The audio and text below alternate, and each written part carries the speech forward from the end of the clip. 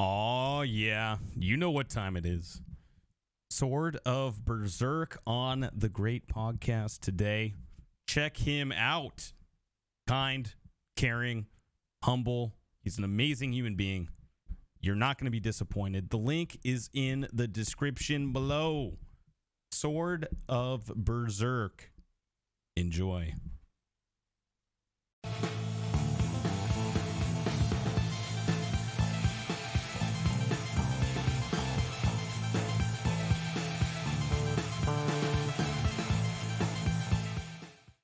No, look. I am actually offended because I see your bookcase is as big as mine. It's at least as big as yours. It's way bigger. Yeah, I mean, if you're gonna make a fake bookshelf, you might as well make it big. You went all out, and I'm very disappointed. As I was making this background, I was thinking, I could have a bookcase background or something like that, and then every book, like I could start filling it with books on the bookshelf, and have them be like subscribers and stuff, or like all the VIPs or whatever are on the top shelf, and then I like it. Just different things fill up the library. But right, dude, that's good. I'm actually shocked. Just when I thought someone couldn't come up with a faker bookshelf than my own, you, sir, have gone out and outdone yourself. It's important to make the effort. You've gotta try to go the extra mile. That's right. I'm at awe with some of the weird stuff that I have been able to pull off. You, sir, have taken the cake by making a faker bookshelf even faker. I don't know. I don't think I could beat Kermit Barbie. Yeah, that was a weird one. So, I'll do a bunch of 24-hour streams and I'll play a bunch of bad games. But I don't know. I don't know if I could do. I don't know if I could do Barbie. Barbie hot tub, Kermit adventure. But you're bold. You're bold. You know how to please the adoring fans. That and finger guns. Yeah, I just don't have any pride. That's all it really is. I mean, pride is a sin, right? There you go. Sure. I've never heard that before, but okay. Have you ever watched? I don't know if you're a horror movie fan or not, but have you ever watched Seven? No, I haven't seen it. Oh God, you should watch it. Seven. It's Brad Pitt, Morgan Freeman. It's probably one of the best, I don't know, serial killer horror movie-esque. It probably inspired Saw, if we're being honest with ourselves, like the whole franchise. But it's about two detectives and they're hunting down a serial killer that his MO is based off of the 7 deadly sins. So each of the people are different sins. So like greed or adultery and pride, different wrath, famine, anyways. It's very good. It's very, very good. Obviously, Morgan Freeman, Brad Pitt, you can't go wrong. I was gonna say that's the combo, and I think now that you mentioned that, I think I remember when that movie came out. Yeah, because that sounds super familiar, and I might have seen part of it, but I haven't sat down and watched it start to finish. Did I say satin? Satin, maybe. Do you ever do that when you're streaming? You say weird stuff. I definitely combine words together. And I definitely do that too. I definitely misrecognize people's names in chat when they're the same color. Which is I do that. Which is especially difficult for me sometimes because I'm colorblind. So sometimes the colors are I'm red green colorblind. It's really hard for me to differentiate like similar shades of stuff. So a lot of times they just blend it. No, I can see I know your logo's green. That's the thing is it's like really hard to describe color blindness. In the same way that like I don't know. It's just like your eyes see colors differently. So like my whole life I know what red is and I know what green is and I understand the shades in between. But my red is probably different from your red, and my green is probably a little different from your green in the way that your eye interprets it. And then like as the shades come together, like if you have similar shades of red, green, brown next to each other, it becomes really hard for me to see. So like if I'm playing Call of Duty and it's one of the like realistic, current gen modern warfare style games where there's a bunch of camo and there's a bunch of like trees and stuff like that, and you're trying to get on your target real quick, Yeah. I can't see shit. No. Give me Halo where people are like bright yellow or orange or whatever, and and I can play. There you go. I like it. Have you ever taken a colorblind test? Yeah, every time I go get glasses, they colorblind test me, and I have ridiculously failed every single one of them, except for ironically the last glasses that I went and got. These glasses, like 6 or 7 years ago, I think. Yeah. They were like, "You're not colorblind," and I was like, "That's impossible." What? Yeah, they were like, "You're not colorblind," and I'm like, "There's no way I'm not colorblind." Like, I cannot pass a colorblind test to save my life, and they're like, "Well, you got like 29 of 31 of these right, so I don't know what to tell you." And I'm like, "Oh my maybe God. I'm just really good at guessing." But maybe your eyes are getting stronger with age. Somehow I doubt that, but my hope is that they're not getting weaker. That's the only thing. Like, right. They don't need to get better. They just need to not get worse. Yeah. Right. But maybe you're like a maybe you're like Benjamin Button. Oh, aging backwards. Maybe you're aging backwards. Yeah, you're getting stronger. If only when I'm 90 years old, maybe I'll have perfect eagle vision. Did you kind of hobble around as a baby, maybe with a bad back or something like that? Unfortunately, not. No. I think I was like a perfect textbook baby. So. What does that mean? Just I didn't have any weird shit happen to me, I guess. Oh, yeah. Right. Okay. Fair enough. I had like really bad ear infections when I was a kid, but that had nothing to do with anything. But that, in addition to not being able to see all the colors, I also can't hear the entire range of wavelengths because of that. So I'm just a broken human. Oh, geez. All the things that you can't see that are broken that just exist, Mm-hmm. And it makes it hard for me to hear women and small children, if that makes it any better. It doesn't. Yeah, no, that's a tough one. When I was being born, they had to cut me out because the umbilical cord got stuck around the neck there. Oh, that's a humdinger. That was a fun day. Yeah. My sister was 40 weeks or something. 40 weeks?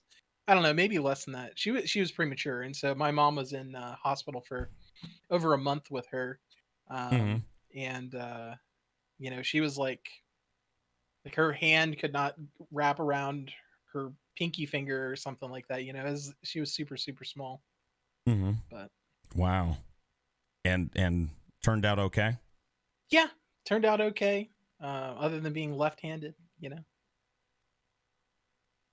that's not a problem. What the hell, man? I thought we were friends. Are you left-handed? What do you got against left-handed people? I don't have any problem with left-handed people. Yeah, right. Your choice of words says differently, my friend. So you were saying it before we got started that you're a whiskey guy? Yeah, I used to be a big like rum and Coke guy. Captain Morgan's Private Stock and Coke was my like go-to. Yeah. But as I got older, I guess my palate refined, and I can't do it. Like I can't do Coke, and I can't do Coke. It's too sweet, and I can't do a lot of rums because they're also too sweet, and like a lot of vodka drinks are usually too sweet. But straight whiskey, I don't know. I guess I just drank it enough that I developed a palate similar to people that drink a lot of different kinds of beers, especially like IPAs and stuff, and wine. My wine range is, if it's Moscato, it tastes good, and if it's not Moscato, well, it doesn't. Okay. What about yourself? Are you what is your liquor of choice? Oh man, my liquor of choice is whatever's free, whatever people are offering. I'll do whatever. Whatever is present. I got a wine club membership. So for anybody curious, this is what I'm sipping on tonight. You can't really see it, but it's Bowman Brothers Virginia Straight Bourbon Whiskey. It's There you go. actually made like I don't know, like 20 minutes away from where I live. Mm-hmm. I had an interesting story come up. I was working and my boss pulls me aside like towards the end of the day. He's like, "Hey, what are you doing right now?" And I was like, "I'm working. That's why I'm here at the office." He goes, "Hey, if we go down to a distillery, would you buy a couple of bottles of whiskey for me?" I was like, yeah, sure. Why? What's going on?" He goes, "Just get in the car. We got it. They're almost closing. I'll explain in the car." I was like, "Okay." So I got in the car, and he goes, "Look, I'm part of this group that does they buy rare whiskeys, and it's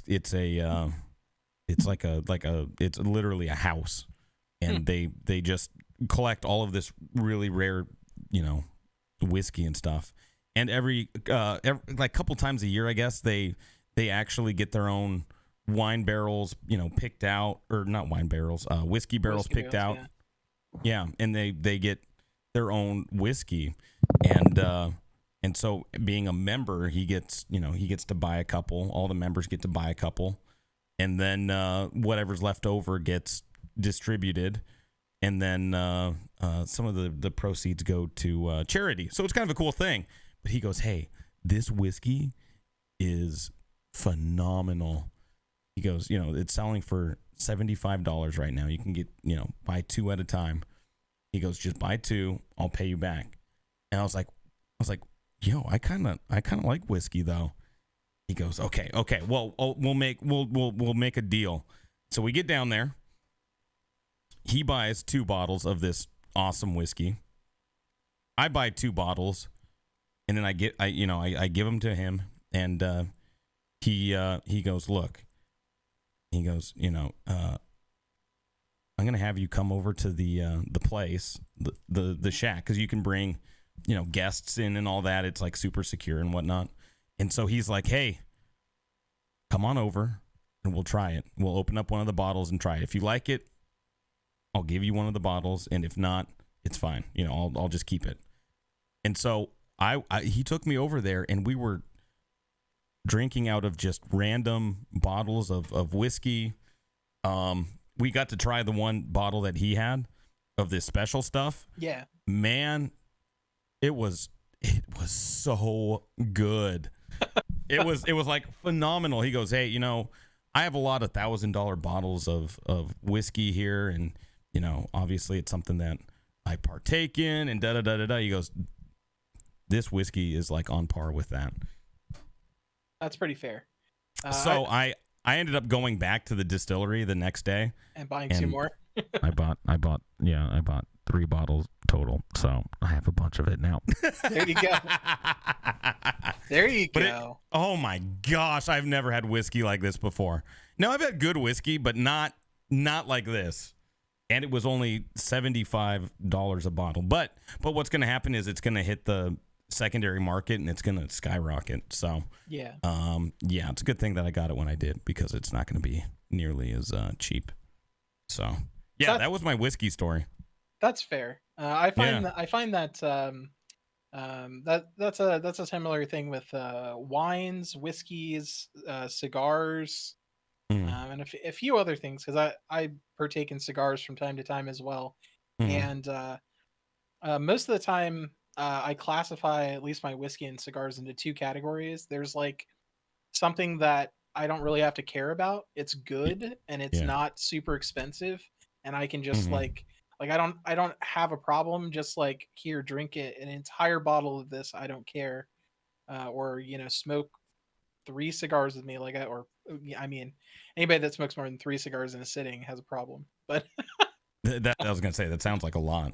Yeah, it is a lot. But I mean, it's one of those things where you have like your everyday consumption style brand of a thing, and then you have your special occasion, or like, this is something to be like appreciated, and straddling the line between the two can It's something that you've got to kind of walk, So that's why I try like this particular whiskey is like my favorite just like everyday whiskey to get, because it's not super expensive. It tastes really good, and you can only get it like here. It's not something you can get everywhere, so it's got a little a little bit of home baked in it. I plan on bringing a bottle when I come see you. So hey, there you go. Well, when you're in town, we're gonna have to try the bottle of whiskey that I have here. Ooh. I haven't even opened mine yet. It's still unopened, all three. Oh wow. Mm-hmm. I feel special. Dude, it was so cool. I was sitting there in that house, and it was like, well, it's not even it's like a house, but it's like a storefront. Yeah. But it's just room after room, and you walk in, and there's just couches and this whole setup. But it's like you look at the walls, and the walls are literally lined with whiskey bottles, just from all parts of the world, all price ranges, a lot of the super high-end stuff, and everyone's just sitting there drinking whiskey. For the most part, you know what they actually do? They spend more time sniffing it, smelling it. Oh yeah.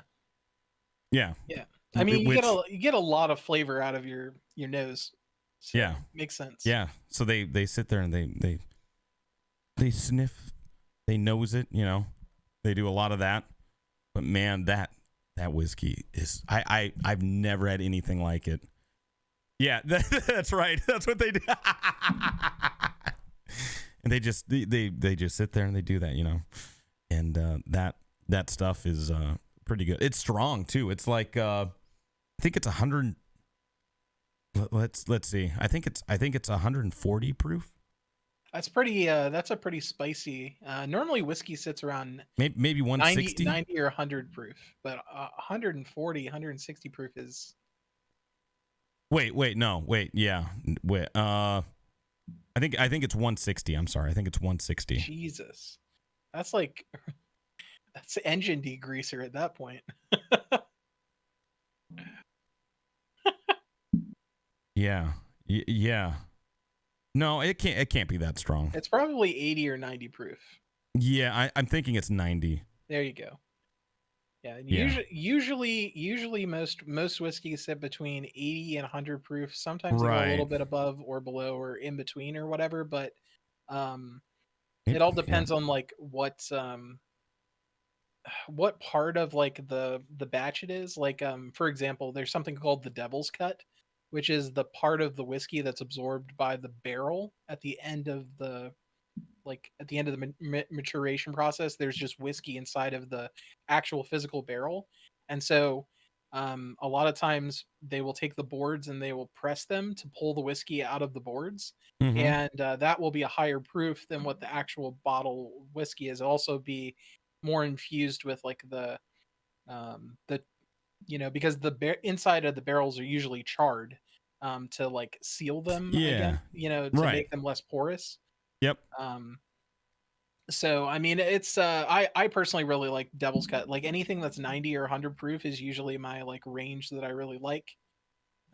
For me personally, because you get a lot of flavor, but you also, I mean, you still have burn, obviously, because it's freaking whiskey or whatever. But you don't feel like you're getting smacked in the face by something when you sip it. Right. Okay, I'm gonna run downstairs. I need to know now. I need to know. I'll be right back. I gotta know. Go. Run, I gotta know. Run. It's gonna irritate me.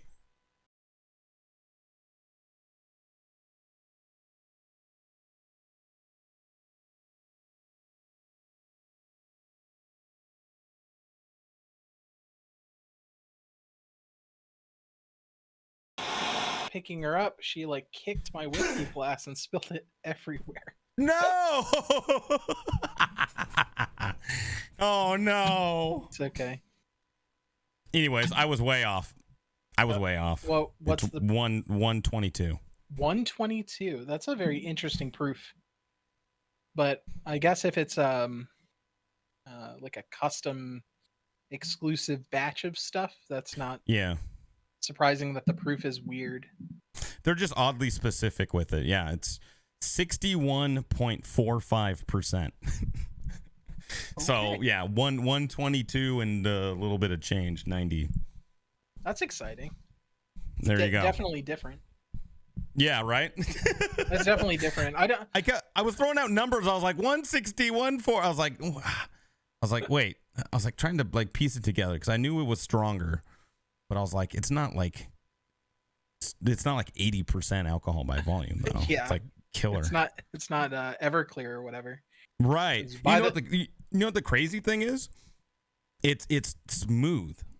Oh yeah. Which is weird. I mean, when you have like specialty whiskeys or especially liquors in general, yeah, you're usually paying for something that has a smoothness to it. You're paying for that smoothness. Yeah, right, and, exactly. As a whiskey person, that is, I mean, I wouldn't consider myself a whiskey snob, but I've drank enough that I have a preference. I also dip my hand in scotches, and scotches definitely have a weird balance to them too, where like to me, some of them taste like they're made of Band-Aids. If that, like, they taste like Band-Aids smell. How many Band-Aids do you eat, dude? Zero Band-Aids eaten. But I mean, like, they taste like Band-Aids smell, if that makes sense. And no, it doesn't. I know what Band-Aids smell like. I don't know what they taste like, though. Well, anywho, I'm just teasing you. I mean, it's I've had like Johnny Walker Blue Label, and I don't like the Blue Label comparatively speaking to like even like the Black Label or the Red Label or whatever. Like the cheaper ones taste better to me than the Blue Label, right? But that's probably personal preference, because there are some very expensive scotches that I've had that are very good, and I've had some cheap scotches that are very good, and vice versa. So it's just right. This is what it is. And same personal preference also plays into it. Oh yeah, for sure. My buddy, I have a neighbor that we smoke cigars occasionally together. He's a really big fan of the cigars that have like an infusion of like sweet flavors. Like they have like a maple tone to the outside wrapping is like soaked in something sweet. And I don't like any flavoring. Like I want my cigar to be like earthy and dark, and even like, I don't know, you describe it just like you would describe like a whiskey, where you have like that charcoal or that coca or whatever flavor. But if it doesn't taste earthy, it doesn't taste right to me. It's similar to like a whiskey. If the whiskey isn't at least a little sour, doesn't taste right. Or the scotch, it has like a, I don't know, there's like a thing that I can't just put my finger on. That's like yeah. I'd say out of like the alcohols that I enjoy, I know the least by far about whiskey. I know a decent amount about wine. I know a decent amount about beer, but man, when it comes to whiskey, I could tell the good from the bad, but I don't know exactly what I like. What got you in? Oh, go ahead. Sorry. For beers, I'm like an idiot when it comes to beers. So I drink Sam Adams and Guinness, and that's pretty much like it. if it's dark and it's pretty good. If it's like a Bud Light or a Pabst or something like that, like I don't, get it out of my face. But well, I like a Corona with a lime. Pretty killer. Yeah, that's pretty good. But and it has to be ice cold, and it has to be hot. Like outside, it has to be hot. It has to be ice cold. It has to have the lime. Like it has to have the whole thing. They got to ram the outside of it with salt. Not quite that far, but yeah. Oh, okay, yeah, right. The conditions have to be perfect. I like it. Yeah, and have you ever had a Corona without the lime? I have. Yeah. I used to work at a computer recycling place, and one of the people that worked the floor, his name was Bubba. His name was not Bubba, but his name was Bubba, and he only drank Coronas. And he probably drank a case of Coronas every single day. So I'm very familiar with Coronas. Yeah. Okay. I like Corona, but man, so back in college, you'd go to a party or whatever, someone would have Corona and you'd have a couple. I used to hate it, like with a passion. And then there was one time that I was at a bar. Actually, Puerto was there, and some dude bought us a shot and then a Corona with it. And I did the shot, and then I chased it with the Corona, and I was like, "Oh my god, I love Corona!" I was like, "I hate this. Usually, I hate the Corona." And I looked down, I was like, oh, "There's a lime in it," and that was like the life-changing Corona beer moment. Was the first time I had it with a lime. Yeah, but that was surprising. Like the lime is a game changer. It changed. Yeah, it's like if you ever go and get a Blue Moon and they don't serve it with an orange or an orange peel, right? Yep. Then it's not gonna taste the same. But the Corona with the lime is a completely different experience. Yeah, it's definitely different, and it gets rid of all that skunk. On the same kind of. So I don't typically drink beers for a number of reasons, but back in the day, the only beer that I drank like at all was Guinness, and the only time I drank that beer was when I was drinking Irish car bombs. Oh yeah, I like your combo. I like Guinness and I like Irish car bombs. Yeah, so I like that. I like that drink on principle, and I will have one every time it's readily available, even though I should definitely not. But I don't know. You sign me up for some Baileys and some Guinness and some Irish whiskey, and we're gonna have a good night. We're gonna have a good night. Okay. I like it. Yeah, I like Guinness. Guinness, is super smooth. It's light. You can have a few of them without getting like effed up. It's nice. Yeah. It's just a really nice. I've always liked Guinness. It's I don't know. I classify it as like it's not a dessert beer, but it definitely feels like a dessert beer. Like I don't know. Yeah. Yeah, it's creamy, but it's not intense, right? Like I wouldn't go for a Guinness on like a hot summer day at a barbecue. No. But sitting down and just relaxing, I would definitely take a Guinness over, something else. And I guess that speaks to the occasion, situation, makes a difference. Right. It's smooth, but it's not refreshing. It's not crisp. It's not like that. Yeah. You don't makes go, any sense. Yeah. You don't have the right. You have a Guinness. Yeah, you do with the Corona though. Corona, especially on a hot day. Oh man, you take a swig of that, you're like, ah. Yeah. It's crisp and refreshing. Mm-hmm. So yeah. What else is new with you? What's going on? Oh God. I mean, I know that most people will say, that their day is pretty much taken up by working a lot, but that's really what I do. Most of the time, my day is wake up, go to work, come home, cook a fast dinner, and then stream, and then it's bedtime. So that's what I do. Yeah, that's my life. And for those that are curious, for work, I work for a fashion company.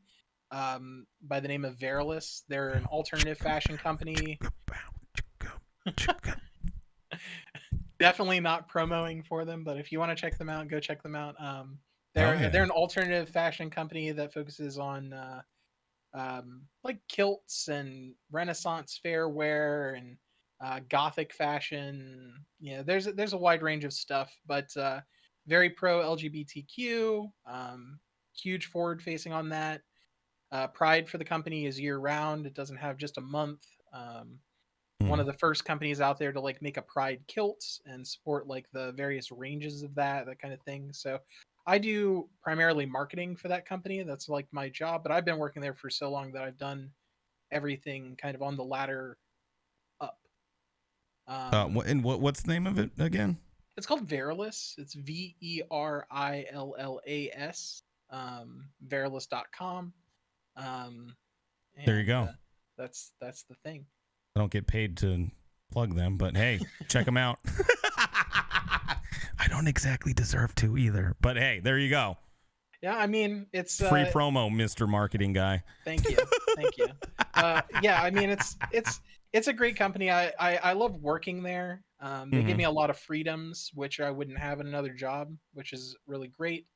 Nice. Um, and Like scheduling wise and yeah, like during COVID, like I got to work from home for like 5 months, which was really mhm. nice. Mhm. We care a lot about our employees, and keeping them safe, so we have a lot of protocols in place to help facilitate that. Same thing with our customers. Right. Now that it's kind of, I mean, Delta variants out there. We could probably talk forever about COVID and the various things that are going on with that. But Yeah. we try and be as safe as possible. We try and take care of our guys. Like in Yep. August, the entire month, we just gave everybody like half days on Friday, and um, just Cool. Yeah. for no reason. All right. Um, Different things like that. Yeah, it sounds like they really take care of their employees, and that's like center, We like front and center for them. So that's cool. You like seeing that. we try. We're a small Yeah. team. Yeah. Yeah, we're like a multi-million-dollar fashion company, but we have like 10 people that work for the company, like maybe 10 people actually. Right. Right. So it's a lot of work that everybody individually shoulders, but everybody's Mm-hmm. happy to do it because they're happy with what they're doing, and Mm-hmm. um, we try and do good by them as well. And then Yeah. on the flip side of the coin, obviously do streaming stuff. I was doing, as far as content goes, I'm just kind of like I'm the place you go when you get off work and you just talk about how your day was, and I don't know, you're just a chill vibe. And Mm-hmm. I was streaming Resident Evil, trying to do a full series playthrough of that, but we Yeah. we got kind of segued, and I got kind of addicted to speed running Dark Souls 3. Um, Yeah. I I wanted to talk about that for a minute. I don't I don't want to admit that I got a little bit addicted, but I was actually surprised with how fun it was, because one of my biggest gripes about speedrunning in general is I don't like the idea that you have to reset a lot. Like I don't like the idea that you like start up a run and then like 2 minutes into the run you have to reset because you were like 10 seconds slower because of something you had no control over, and you have to reset. But Right. that's not like that's not the reality of it, that I've come to find. And it's more like, you set the bar with what you want to accomplish, and then that bar just keeps sliding forward every time. So I had a community member challenge me to a speed run of Dark Souls 3 any percent, glitchless. And I was like, okay, I don't think you can beat me, even without practice, but I'm gonna go practice some Dark Souls 3.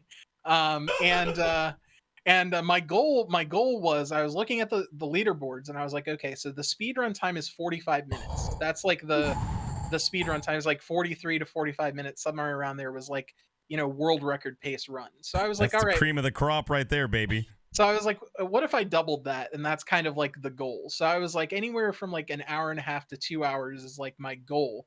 And then the first run I did was 2 hours and 8 minutes. Um, so I was like, this is definitely obtainable. Um, so currently my PB is 1 hour and 12 minutes and some change. God. We did that last night. As of recording, we did it last night. So I have people come in, they hang out. If they're active and chatting, I'll name whatever the runoff is off of whatever the person is, so that if we succeed, then some people have like the crown for a little while. So Yeah. so I don't know if you know Orphan of Bosm or not from Yeah. chat or whatever, but he currently is the name of my PB character. So The 112 run is the run of Orphan. I freaking love it. So now my new personal goal is under an hour. Is That I dude would is like. awesome, by the way. Oh yeah, he's a freaking madman saint. I am so lucky. That's the thing, is like as a streamer, Mhm. he's been around my channel for over a year, probably like 18 months or something like that, like a long time.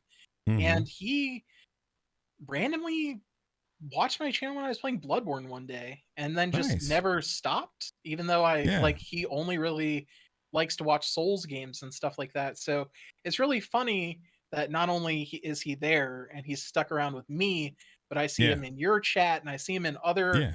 other channels chats when I'm not streaming, and it's so nice to like, I don't know, like run into random people, I guess, because Yeah. I didn't know him from anywhere else. Like he didn't come in from a raid or from somebody that I knew, but just met him randomly on Twitch, and then he just exists as a entity out there that, Right. it's kind of neat. Twitch is crazy, He's a cool dude too. Yeah, I like that. And you're right. I like running into random people. You just lurking up in a channel. You're like, oh, so and so's here. Yeah. Exactly.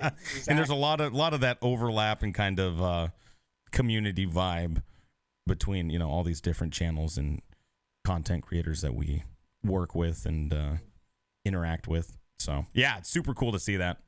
It's really nice when I run into other content creators in other people's channels, because especially for people that stream around the same time slot that I do, or stream when I have no consistent way of watching them.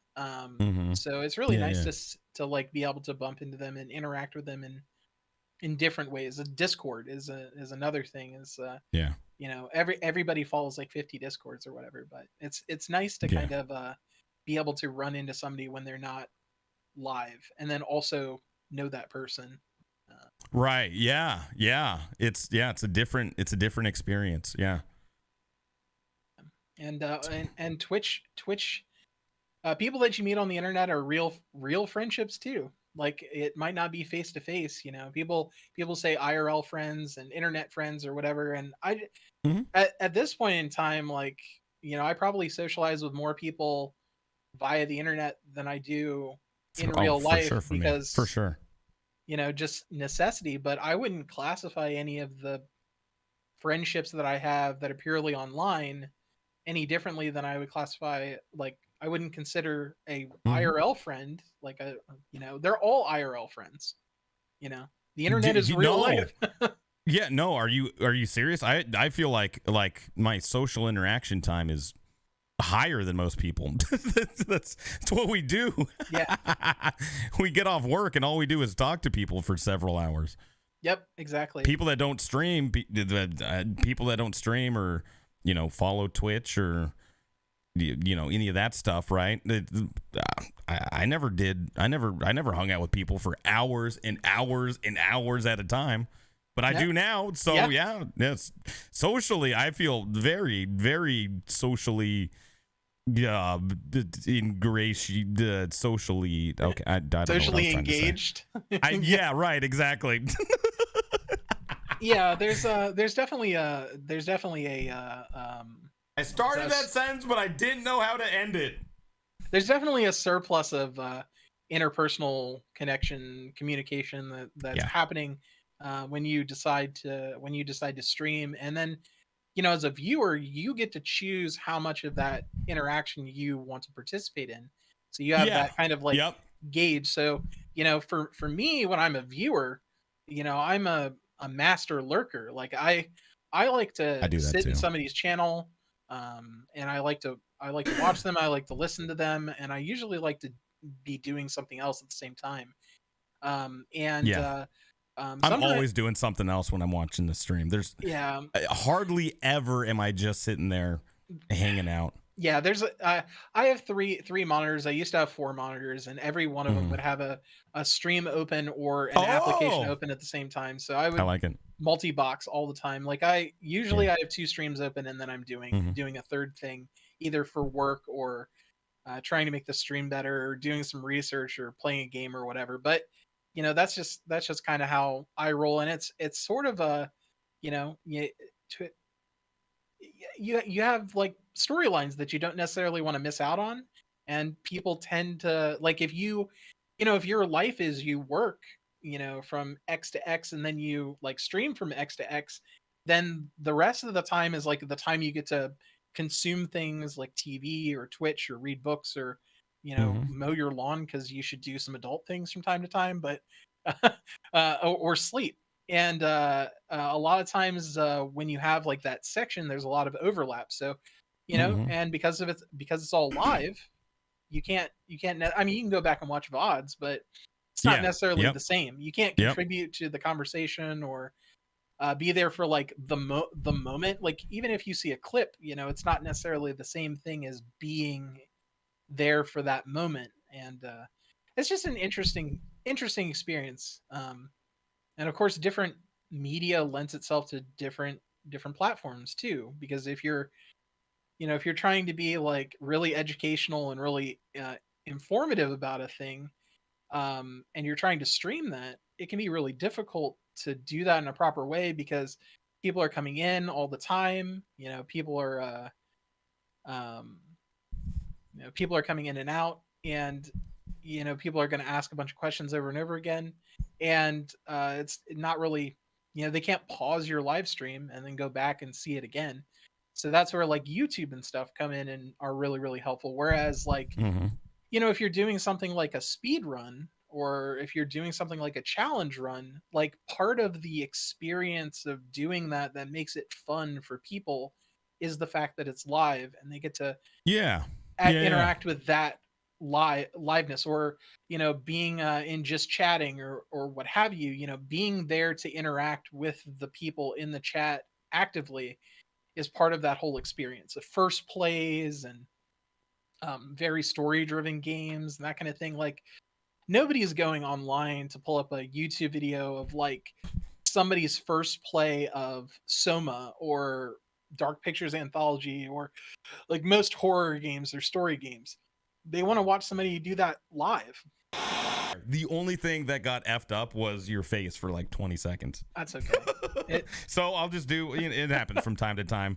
I usually just put something in front of your face. So there you go. You're gonna have a weird, I don't know. That's okay. Like maybe you had a character from Altered Beast for a face. Maybe you have the face of says who. Who knows? It could be any assortment of random things. Have you seen? And if we're talking about it now, it probably already happened because we've passed that. If you're watching the video back, have you? Swasage. God loves Swasage. Yeah, of course. He's got your what is it? Flossing thing that he plays every so often. Hangs out with you while you're flossing. So at some point he made a like a bedroom scene, and it has a picture of me in the bedroom with him. But I wish I could pick the face, because the face it's not even close to what's going on in the scene. So I freaking love it.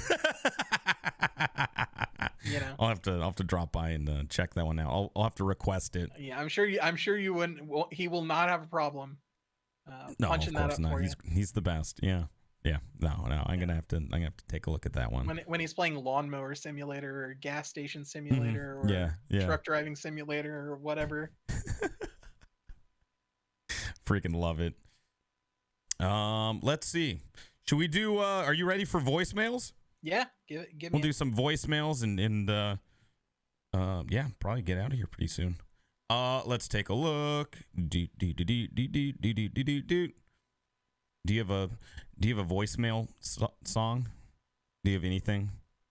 I don't. Let's go check the mailbox. Let's go check the mailbox. I hope they are all great. I don't know.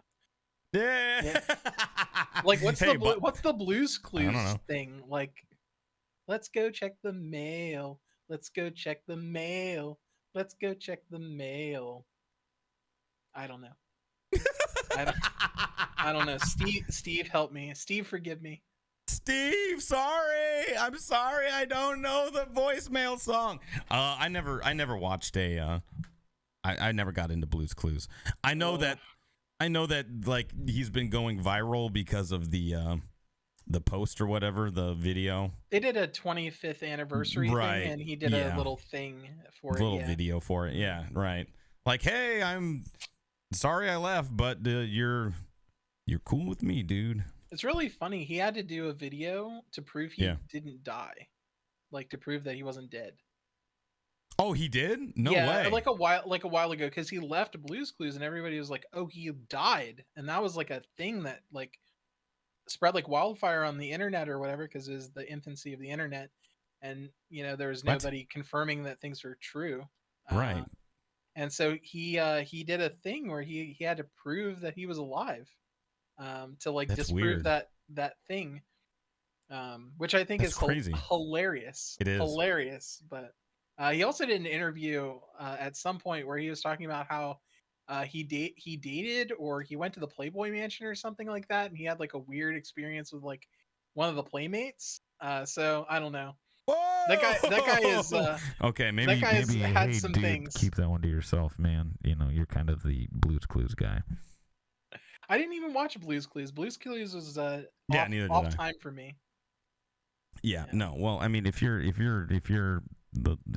Steve from Blue's Clues, you got to not tell people that you were at the Playboy Mansion. you know, you kind of have that Why? image, right? Why? I don't know. It's you just have that image. You know, people see you as that thing, and maybe I don't know. Maybe I'm being too harsh. You know, like, hey, he's a human being. Yeah, I mean, at least he didn't not, go. He's not that character, but I don't know. At least he didn't go Pee Wee Herman and like get arrested for doing some stuff. Yeah, right.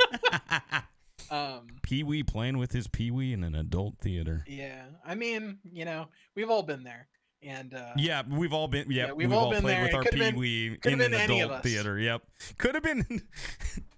If I had a nickel for every time I played with my Pee Wee in an adult movie theater, yeah, you're right. I'd be a millionaire.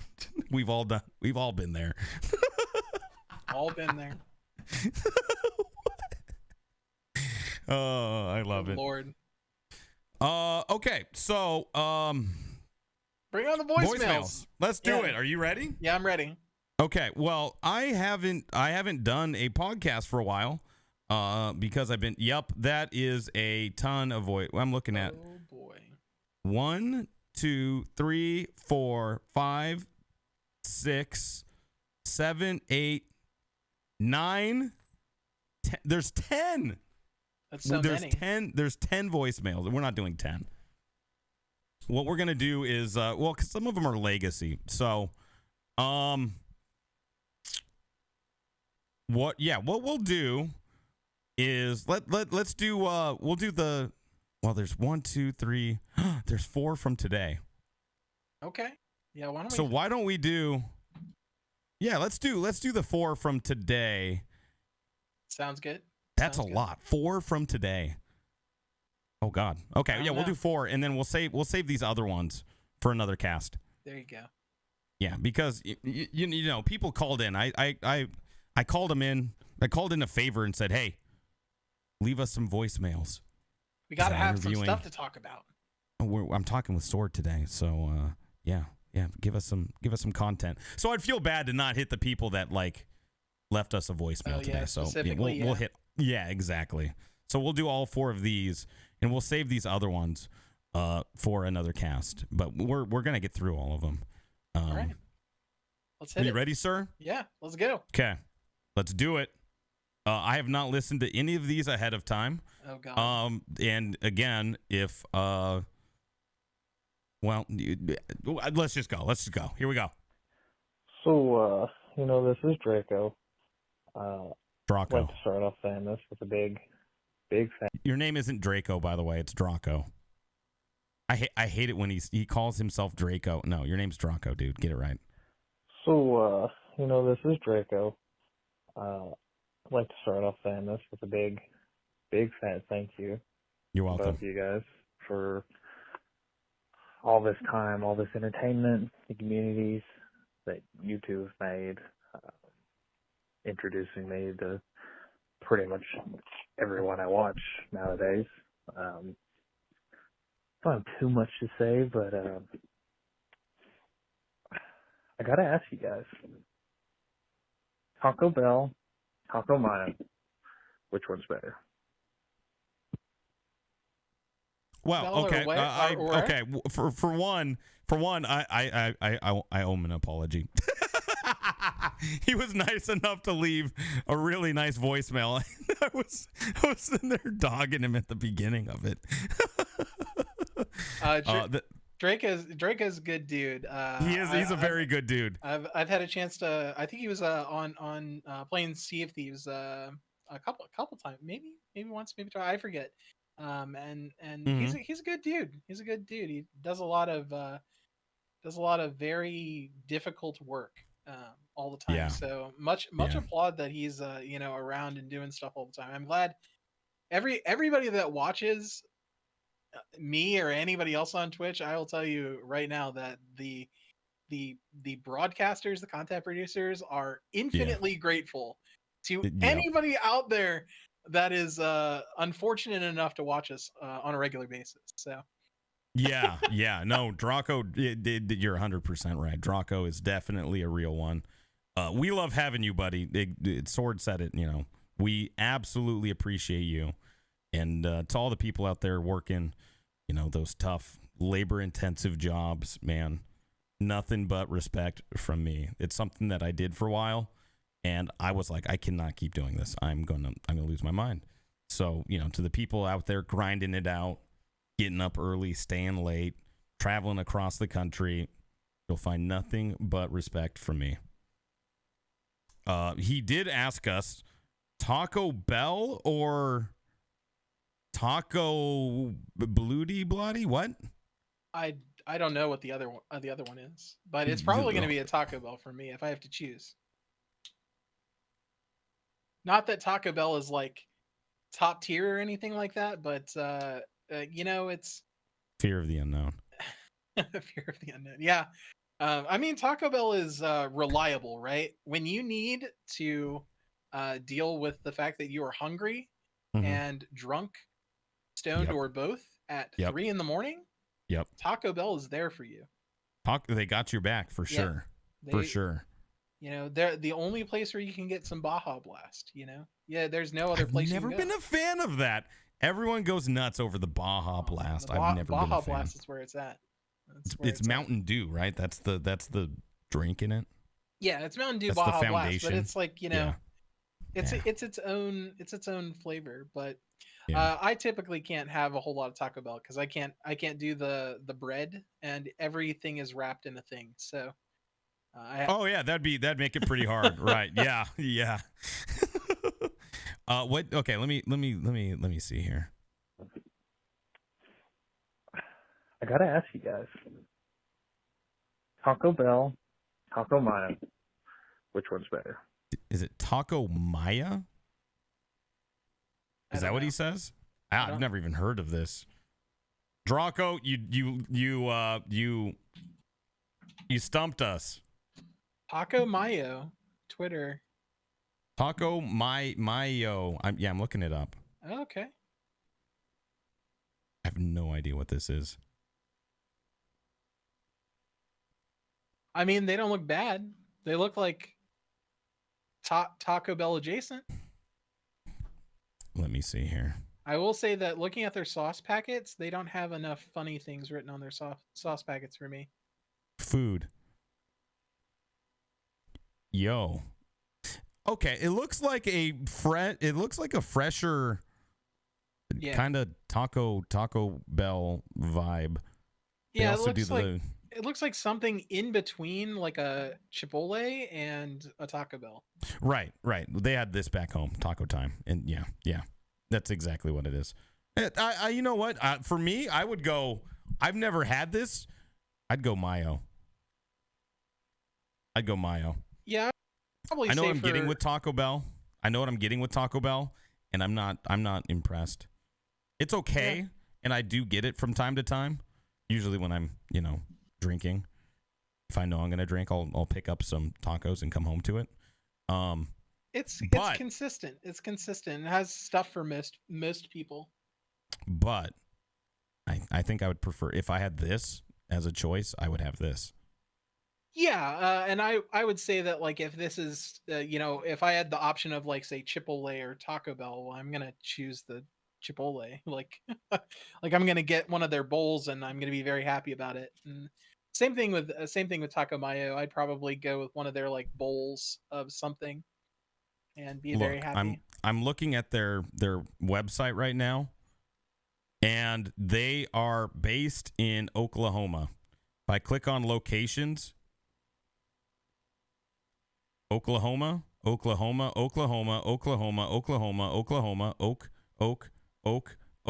Every location is in Oklahoma. Well, no wonder we've never heard of it. Well, I guess if I ever go to Oklahoma, I know where I have to try. I have to try. Why are we getting questions about places that no one here has been to, or at least frequented on a regular basis? I have no idea what this Taco Mile is, but I kind of like it. There you go. Hey, Sword, what's your favorite city?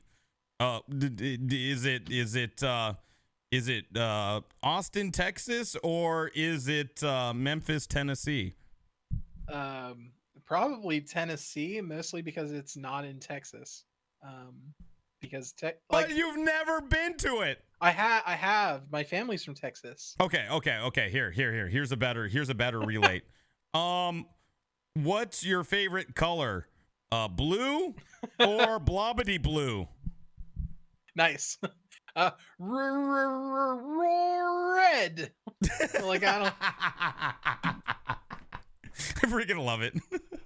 The other day when we were playing Sea of Thieves and we harmonized, that was pretty funny.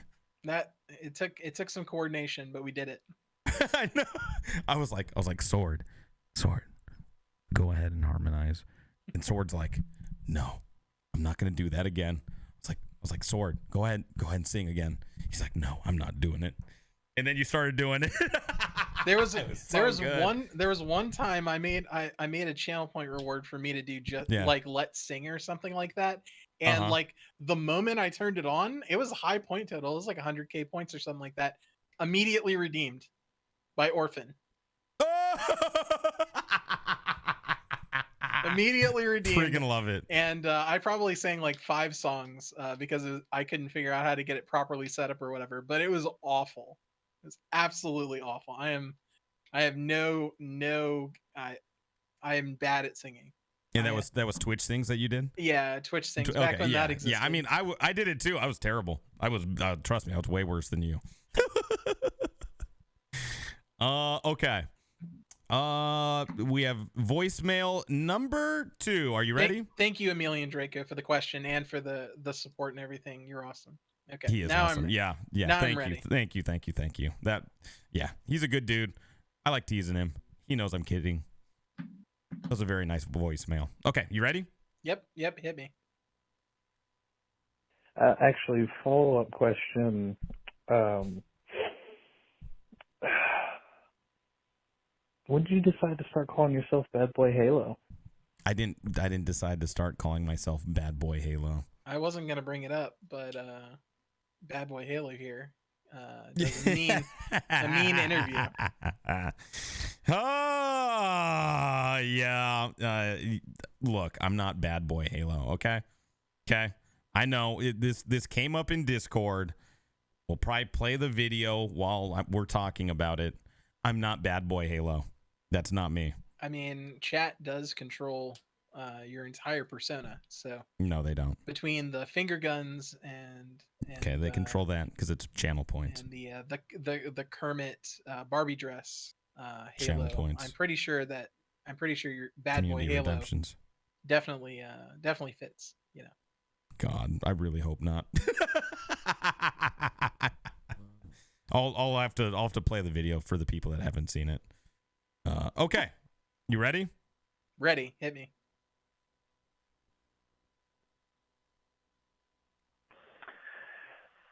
Hello, Pogcast people. Just a quick question. Going back to your childhood days, what's the first memory you have of playing video games? And is there any game that you still play to this day that really brings back that nostalgia? All right. Pew pew. Pew pew. Wow. Just as we were talking about finger guns, we got finger guns. Got him. So do you want to go first or second? Go ahead. No, lead the way. Okay. So when I was growing up, I had a Sega Genesis. I did not have a Super Nintendo. Not that that's a bad thing, but a lot of people grew up on Super Mario Brothers. I grew up on Sonic, and so Sonic was the thing that I remember as being the first like console game that I ever played. However, my dad was super into computers. That was his thing. That's probably why I'm so technology oriented in my life. It was just he really liked computers. That was his deal. And so I remember playing not even like Duke Nukem 3D or anything like that. Right. Commander Keen, original Duke Nukem, like original Duke Nukem, a game called Operation Wolf. Were all like in the wheelhouse, but I think original Wolfenstein or original Doom is probably like the harken back to the old days, like the old school first person shooter genre is like near and dear as far as like what I remember as being a classic game and something that comes back. So when they like released Doom 3 was like a big one. I remember that coming out and just like the family bought a brand new computer. Doom 3 came out like right around the same time, and I remember both that being a scary as hell game, but also just having the nostalgia going back. And then the newer Dooms came out, the Doom 2016, I think, or 20, I don't know. And then Doom Eternal, like, oh my God. I haven't played the new ones. They're I haven't played Eternal. I own it. It'll happen eventually, but the newer one, the one before it, 2016. So Chef's Kiss, like so good. Highly recommend it. Yeah, I haven't played it. I own both of them. I got them on sale. I'm just watching on Steam, and Steam says 50% off. I clicked the button. Like I know. Have you been keeping an eye on Epic? Yeah. I picked Store? up Neo the other day. Neo for free. Yeah. Free. They had Darkest Dungeon on there for free at one point. Like they don't always give you bad, like it's not bad games. It's just, I mean, they don't have to have like Neo 1 probably is not a huge seller for them, but at the same time, like that's a big title though. That's a good pull for free. Oh my God. Yeah, that is a great find. And you know what it does? It makes me tempted to buy 2 because I think 2 it's like $40 right now. Yeah. So it makes me think like, hey, maybe I should pull the trigger on that. Yep. There's a handful of games on Epic. Obviously Darkest Dungeon 2 is going to be coming out. Yeah. And they will have it exclusive for a year, so I will be buying it on there and playing it whenever that happens. I hope that I like Darkest Dungeon 2 as much as I like Darkest Dungeon 1. Even though I don't like stream or produce content for Darkest Dungeon 1, it's like one of my favorite games. Like absolutely incredible game. Have you played it? Like the campaign all the way through? Yeah. Okay, you have. Yeah, it's a phenomenal game. It's so freaking good. Yep. I've 2, I'll be honest, 2 has me worried. 2 has me worried. I think that from what I've seen about it, it's going to it's not going to be as long as Darkest Dungeon 1 is, because obviously Darkest Dungeon 1, like on a first playthrough, is like 60 plus hours, like 60, 80 hours. Like even if you're going through and doing like a non-casual playthrough, unless you're breaking the game by multi-boxing and trying to do a speed run or something like that, like if you play through it naturally, you like, I don't know anybody that beats it before like 45 or 50 weeks, really. Like you're not, and each one of those weeks is like an hour. For a few, a week is about an hour, and if you're new, it's even longer. Yeah. And if you do longer dungeons, it's more than an hour. A long dungeon takes more than an hour to do. I will say that, like for me at least, when I play it, the prep before the dungeon usually takes longer than the dungeon itself. It does. The pre-dungeon prep is crucial. Yep, it's crucial. There's like a million things you've got to do. You got to think about like, all right, so my last crew, how do I make them not broken, you know? And then and then who am I taking into the next dungeon? Okay, now which dungeon am I going to go into? All right, now I've got to unequip all the trinkets. Now I got to equip the trinkets that I want. All right, now I got to check their camping skills, make sure I have, nighttime ambush or whatever taken care of. And then I've got to check and make sure that they've got stuff leveled up and, the right abilities. What things armor, exactly. attack. Like Yeah, what all things that. can I cut out? Yeah. What things can I cut out that are going to be not so crucial, or what have you. And then you Yeah. get into the dungeon and you're like, man, this guy's taking a lot of stress damage. Oh my god, he's got fear of humanity. Why did I take him into the ruins? Like, yeah, quirks, diseases, you got to pay attention to all of that. Yep. And then God forbid, you forget one supply. You get everything. You got your food, you got your torches, you got your anti-venoms, you got the holy waters, you got your bandages. Oh, I forgot keys. Like, damn it. I forgot keys. And then the first room, you get a scout and then it shows the secret room. And you're like, and that's always how it works too. You're like, no. I definitely have gone like through dungeons, like halfway through dungeons. I've got an antiquarian on my team. Never loot with the antiquarian. Just that too. like, oh, all right. Well, I guess I just have a shitty jack of all trades in my team. Mostly wasted at that point. Yep. Yeah. Yep. Exactly. Yep. But freaking love Darkest Dungeon. I'm not gonna throw shade at it before I play it. Yeah. I will say that I'm a little. It has me worried. So and from what I've seen, I feel confident saying that. But until I actually get to play it, I'm not gonna judge it. Yeah, and they're being very diligent about making sure that what they release is going to be very polished, because they know that it's going to be different from their first game, and people are going to expect Darkest Dungeon 1 with more stuff, and it's not going to be that. It's actually going to be less game with less stuff. But the way that all of the pieces go together is going to be more important. Like, for example, you're not going to have like highwaymen after highwaymen. You're not going to have like Vestal after Vestal after Vestal. You're going to have like your Vestal, and then if your Vestal becomes like insane for some reason, like that Vestal might have particular interactions with another specific member of your team, and like how they operate together and things like that, which makes each individual character more meaningful, I guess. Because in the first game, a lot of times you just like, all right, well, I need money. I'm going to take a bunch of level 0 characters into a dungeon, and I don't care what happens to them at the end. I'm just going to release them all and just not heal them or whatever. And in this game, because you kind of like take your crew and you're going on this trip, you have your crew of guys, and what happens to them is kind of locked in forever, like the whole run. And so you'll do a whole run, and that will unlock more stuff, and you'll do a brand new run, and it's going to be roguelike, but it's going to feel more like I don't want to compare it to Hades, because it's definitely not the same thing, but in a lot of the ways that like Hades completely resets the game every time that you're going through.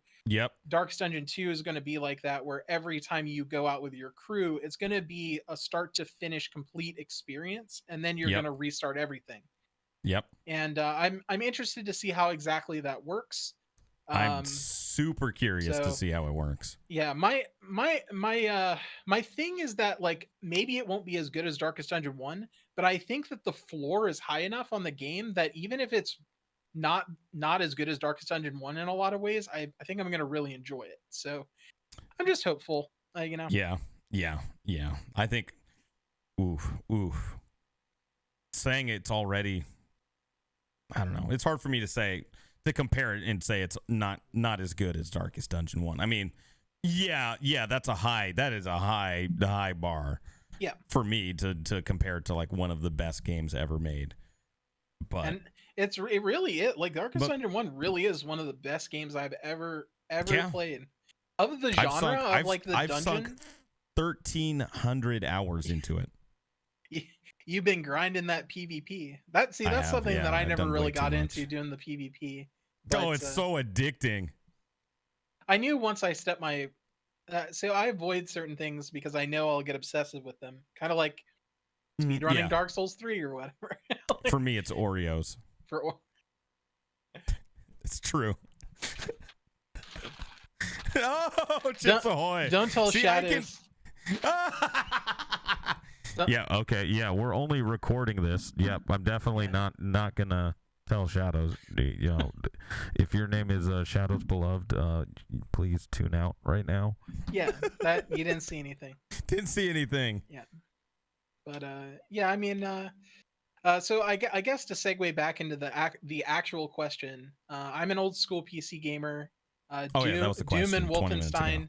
Wolfenstein were home for me back when I was like a very young lad, and then Yeah. you know, I've been mostly PC my whole life. I've had some consoles, but it's mostly been like I buy a console or I get gifted a console because you know it was when I was a kid, and I usually only have a Yeah. handful of exclusive games that I want to play on that console. And that's it. But for PC, you know, PC master race, yeah. Mm-hmm. Yep. For me, man. Let me think. Well, the first memory of playing video games was Super Mario. Super Mario Brothers 1 on the NES. That was like my first memory. The first game that like really drew me in, Donkey Kong Country, because there was hype around it. They you know the what was Nintendo Power did a whole thing on it, and it was like, oh my god, we have this cool game coming out, and I was like, oh yeah, and it delivered, baby. The graphics were sick. It was a platformer, but it was you know, it was a little bit different from what you'd seen before. You had Donkey, you had Diddy. It was cool. It was, yeah. They had cool boss fights, everything. Yeah, it definitely was a game changer. It was a game changer for sure. Awesome. The soundtrack was phenomenal. Phenomenal soundtrack. So in terms of like nostalgia, that one brings me back. But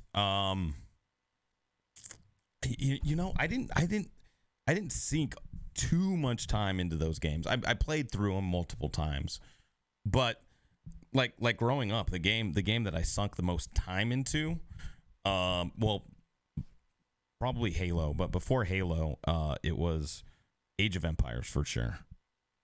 Age of Empires.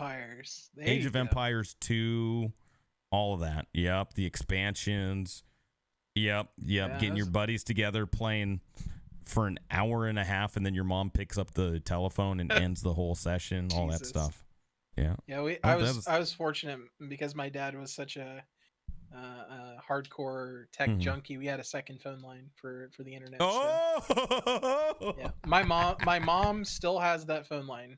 She still has 2 phone lines in the house, 2 landlines, because I don't know why, but obviously we haven't been on dial-up internet forever. Yeah, right, exactly. Yeah, but man, I sunk a lot of time into Age of Empires. I used to make my own maps. You know, you'd get people, like random people, they'd come and play your custom maps. Played a lot of StarCraft. A lot of StarCraft cool. Random maps. StarCraft was good. I Warcraft think 3 random maps as well. I mean, I played a lot of like I don't play Dota now or whatever, but when it was a Warcraft 3 map, I played a lot of Dota. Me too. I never played League. I never played League. I never played Dota 2. But when it was in Warcraft 3, I probably sunk just as much time into that as I have like Darkest any game. I got to get you on the League train. We're gonna play some League together. Oh God, it's free. It's free. Yeah. Dude, people have 20 million hours into that game. I'll have 0 minutes. I'm gonna get crushed. I have been playing it for a long time, and for a free game, I probably have like thousands of dollars worth of skins. And I have played thousands and thousands of hours. Yeah. Like, okay, so you said you played Warcraft 3. Yes. You played the custom game, Dota, Defense of the Ancients, in case you didn't know. I think most people know that, though. Yeah. What was your hero of choice? Oh, I don't recall. I used to play the Dotas, and I used to play the adjacents as well. because there was like one that was all the anime characters or whatever, and you'd be able to play like, I don't know, you could play like Goku, Hero Arena. Yeah, like any of those. I did Aeons also of Strife was another one. Okay, yeah, go ahead. I did actually play Warcraft 3 as well. Like I actually played that game. Me too. The campaign with all the expansions is insane. Yeah, I used to play humans, and I would play the Archmage or whatever, the mage that was on the horse.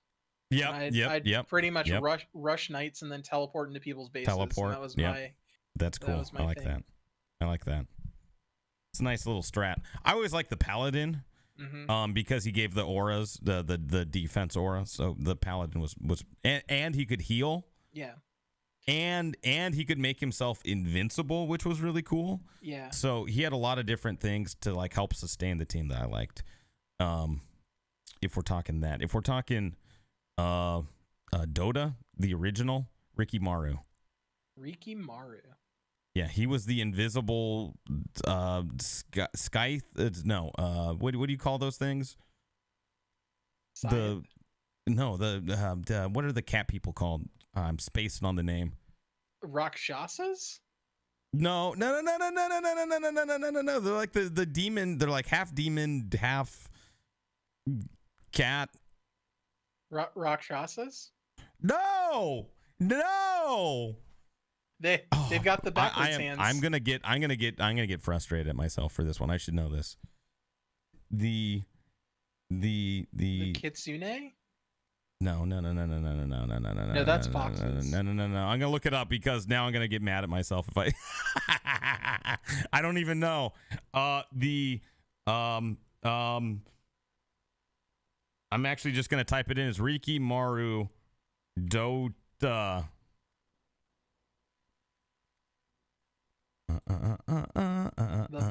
Baki Nico? Is it gonna tell me his? Okay, I don't. Yeah, if you're gonna tell me the lore behind him, at least. Yep. This is him. Lore. There we go. Yes. Here we go.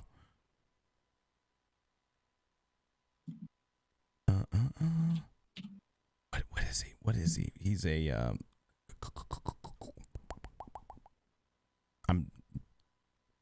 I'm gonna F this up. I don't know. He's a okay. Dark will Jasper Cirque. No. This is yeah. Anyways, who cares? Anyways, he's one of the little like cat people, like evil cat things. I can't believe you don't know. I thought you would, out of all the knowledge, out of all the smarts that you have, you can't tell me the. I'm sorry. I traded all my French verbs in for like magic card references. Okay. You know what's going to happen? We're going to move on to the next voicemail, and then it's going to come to me, and then I'm going to yell it. There you go. I hope that was a satisfactory answer. Thank you very much for contributing the question.